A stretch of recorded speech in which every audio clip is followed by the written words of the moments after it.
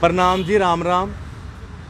Jammu Kashmir PSI के जोड़े exam हुए है, यानी कि जोड़े सब इंस्पैक्टर के एग्ज़ाम हुए है, वो सारे कैंसल हो गए हैं क्योंकि ये जोड़ा बड़ा एक स्कैम चला था, एक बड़ी धांधली हुई।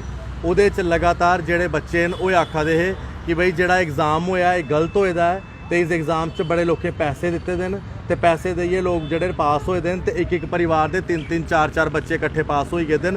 तो वो बच्चे जिंदे पुराने एग्ज़ाम च 30 नंबर आए हैं, तो हूँ एग्ज़ाम च 130 नंबर लै देन। तो ये बड़ी धांधली ही। तो LG मनोज सिन्हा होरें एक बड़ा फैसला लिया है। तो LG मनोज सिन्हा होरें उन्हें तुरंत ये जोड़े एग्ज़ाम हैं इन्हें कैंसल कर दिता है, जोड़ी रिक्रूटमेंट प्रोसैस है पूरी कैंसल कर दी गई है। तो ऑर्डर किया है कि CBI ये पूरी इंक्वायरी करग, तो जोड़े जोड़े लोग ये इनवॉल्व हैं उन्हें सज़ा दी जाग। एक बड़ा फैसला है जोड़ा जम्मू कश्मीर सरकार ने लिया है। साढ़े जोड़े यंगस्टर्स हैं, साढ़े जोड़े साढ़े जम्मू कश्मीर के PSI के एस्पायरेंट्स लगातार आवाज़ चुका दे JK चैनल के माध्यम कन्नै उन्हें इंसाफ मिले। धन्यवाद। राम राम।